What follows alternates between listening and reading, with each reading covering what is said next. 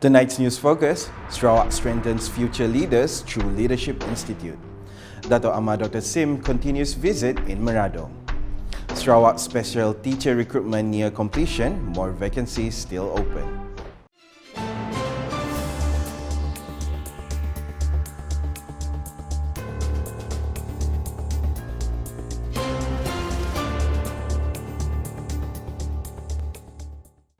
Good evening. Sarawak continues to move forward in strengthening leadership development by establishing the Leadership Institute, a dedicated institution that aims to produce credible, ethical, and far-sighted leaders to face the challenges of the 21st century.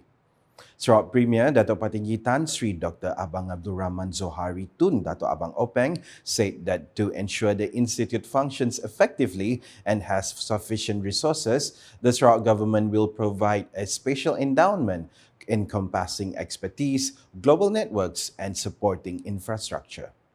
According to him, the Institute will be a center for leadership transformation to ensure that future leaders not only have intellectual capabilities but also strong leadership ethics. This institute is not just about producing leaders, it is about shaping leadership itself. We have seen how poor leadership leads to instability, economic uncertainty, and public distrust. But we have also witnessed the power of visionary, ethical, and inclusive leadership in driving sustainable progress. He said this during his speech at the opening ceremony of the Contemporary Leadership International Summit 2025, CLIS 2025, on Tuesday. Dato' Patinggi Abang Zohari stressed that excellent leadership does not solely depend on natural talent, but rather requires systematic development through structured training, mentoring, and strengthening of universal leadership values. He also proposed that if contemporary leadership is the answer to today's challenges, then it needs to be practiced systematically and institutionalized to ensure the sustainability of quality leadership in the long term. Ladies and gentlemen, the future of leadership is not something we wait for. It is something I think we create together. We have defined the essence of contemporary leadership. We have recognized the agency to institutionalize its principle, and now I think it is time to act. The establishment of this Leadership Institute is expected to put Sarawak with a solid foundation in producing future leaders who are not just skilled, but also capable of driving the state towards excellence. This step will place Sarawak as a pioneer in the development of systematic, progressive, and resilient leadership. Sarawak Deputy Premier Dato' Amar Professor Dr. Sim Kui Hian, along with his wife Datin Amar and Ong Seok Yen, continued their 2025 Chinese New Year visit at the residence of Meradong Assemblyman and Chairman of the Sarawak United People's Party, SUPP Bintango Branch, Dato' Ding Kwong Hing, on Tuesday. Although the celebration has entered its 14th day, the Chinese community continues the tradition of visiting each other until Chap Go Mei, symbolizing the strengthening of bonds and relationships. During the visit, Dato' Amar Professor Dr. Sim had the opportunity to meet and convey Chinese New Year greetings to the leadership of the SUPP Bintango branch, including its EXCO members, Women's Wing, and youth members. As a symbolic gesture of the celebration, he also participated in the Lao Sheng ceremony, a traditional tossing of the Yi Sang, symbolizing prosperity and well-being within the community. This annual visit serves as a platform for leaders to exchange ideas and discuss infrastructure development in their respective areas. Also in attendance were SUPP Bintango Branch Deputy Chairman Chiang Buong Ong, SUPP Bintango Branch Secretary Lau Si Hing, and other invited guests. The visit reflects the spirit of unity and togetherness within the community, in line with the state government's goal to strengthen racial harmony in Sarawak. The recruitment of special teachers for Sarawak is nearing completion, but there are still many vacancies as of now. According to Minister for Education, Innovation and Talent Development, Dato Sri Roland Sagawi in the Education Service Commission, SPP, has addressed this issue and a briefing on the progress was recently held.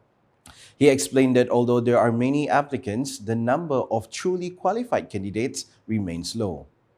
Dan memang masih lagi banyak kekosongan walaupun pada hari itu kita dengar banyak orang yang memohon tetapi yang layak mungkin tak begitu banyak.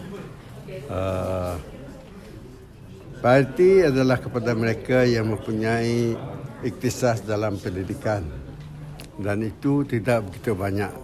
He made these remarks during the opening ceremony of the Borneo International Robot Tournament 2025 on Tuesday.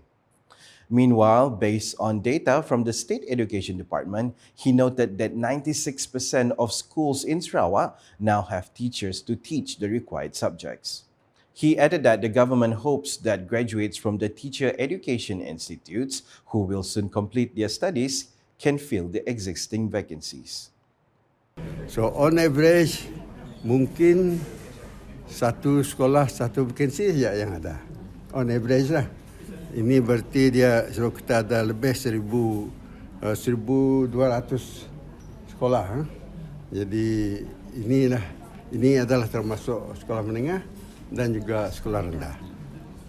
Commenting on the issue of teaching candidates declining placements in rural areas, Dato Sri Roland said that such decisions depend on individual preferences. However, when asked whether teachers who decline placement will be blacklisted, he clarified that such matters fall under the jurisdiction of the SPP. Kalau mereka menolak, dia tak dapat. Very simple. So, mereka telah memohon dan diberi peluang, tapi kalau dia menolak, itu adalah pilihan mereka sendirilah. A delegation from the Atlantic Council Millennium Leadership Program Malaysia Study Tour expressed their admiration for Sarawak's commitment to renewable energy and sustainability during their visit to the Borneo Cultures Museum on Monday. Head of Delegation, Jonah Fisher, highlighted Sarawak's dedication to diversifying its energy resources, including hydrogen and solar power, as a positive step towards achieving global net zero targets. Certain countries are taking a step back and relying more on oil and gas. Sarawak has been incredibly impressive in their dedication to diversify their energy resources to pursue hydrogen and solar and other forms of renewable energy. I'm extremely impressed. He said this when met by Sarawak Public Communication Unit UKAS reporter after attending a briefing session with Senior Vice President for Strategy and Corporate Development at Sarawak Energy, Dr. Chien Shuen, Head of Chief Executive Officer at Sarawak Economic Development Corporation, SEDC Energy, Dennis Harus Wong, and a representative from Sarawak Forestry Corporation, SFC. Fisher also emphasized Sarawak's growing role in the Association of Southeast Asian Nation ASEAN economy, stating that many global leaders see the region as a key driver of economic growth. To Malaysia, everyone is saying the ASEAN region will become the fourth largest regional economy on the global stage. It seems that Sarawak will be a key engine in that growth.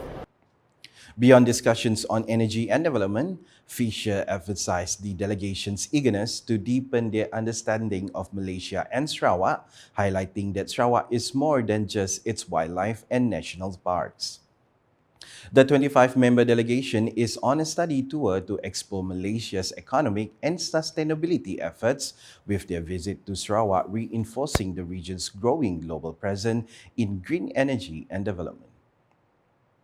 The director of the Sarawak Public Communications Unit, UKAS, Awang Putra Yusri Awang Rezwan, led a courtesy visit to the Sarawak Broadcasting Department on Monday. Awang Putra Yusri, accompanied by senior UKAS officers, was warmly welcomed by the director of Sarawak Broadcasting, Wan Azhan Wan Hamad. Speaking to UKAS and RTM reporters, Awang Putra Yusri stated that the visit symbolized efforts to strengthen strategic collaboration between UKAS and the Sarawak Broadcasting Department. He expressed hope that Through this partnership, both parties could leverage their expertise, resources, and experience to achieve mutual goals, especially in ensuring fast, accurate, and reliable news reporting. Mungkin kita ada sharing session bersama pihak ATM, sama ada dari segi manpower, dari segi kepakaran, dari segi news. Yang penting news, seperti yang kita sudah maklum, news kena tepat, cepat dan sahih yang perlu kita kongsi. Sebab kita ni ingin menyampaikan maklumat yang tepat kepada masyarakat kena melalui platform yang betul. So platform yang kita diperakui memang melalui UKAS dan melalui ATM. Awang Putra Yusri also highlighted that UKAS has a wide network of news sources with officers stationed in every division across Sarawak to support information dissemination. Meanwhile, Wan Ahsan welcomed the strategic cooperation between the two agencies, particularly in broadcasting and technical aspects. He noted that the Sarawak Broadcasting Department and UKAS could be considered as siblings in their shared mission to deliver accurate information to the public across various digital platforms. And that's the English edition with me, Nicholas Zechariah Boni. More news can be found in our official portal, ukas.sarawak.gov.my, and social media platforms including Facebook and YouTube. Concluding the UKAS Bulletin with a feature on the official launch of the Contemporary Leadership International Summit 2025, CLIS 2025, held here on Tuesday. #Saluran Informasi Rakyat and have a good night.